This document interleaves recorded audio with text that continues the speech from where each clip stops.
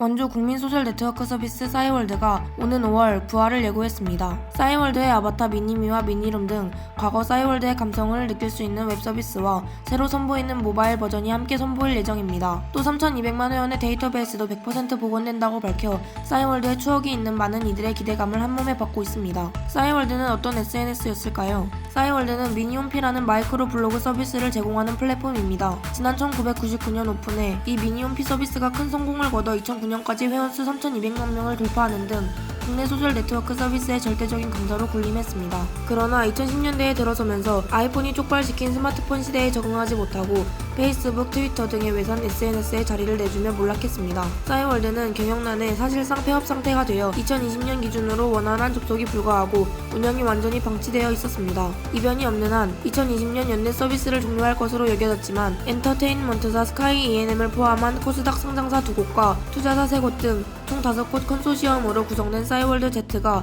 200억 원 상당의 기존 싸이월드 부채는 그대로 두고 서비스만 10억 원을 주고 양수의 서비스 재개를 선언했습니다.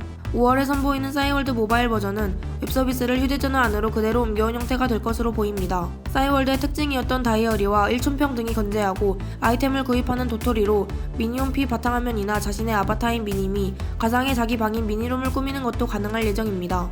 또 싸이월드 Z 측은 3,200만 명 회원의 사진 170억 장과 음원 mp3 파일 5억 3천 개, 동영상 1억 5천 개 등 DB가 그대로 보존되어 있다고 밝혀 싸이월드의 추억이 많은 이용자들의 기대를 높이고 있습니다. 싸이월드 Z의 오종원 대표는 10년 전 내 싸이월드 미니미와 미니룸, 미니홈피가 그대로 재현되는 것이라며 여기에 새로 추가된 세련된 미니미나 미니룸 꾸미기를 할 수 있고 BGM도 살 수 있다고 말했습니다.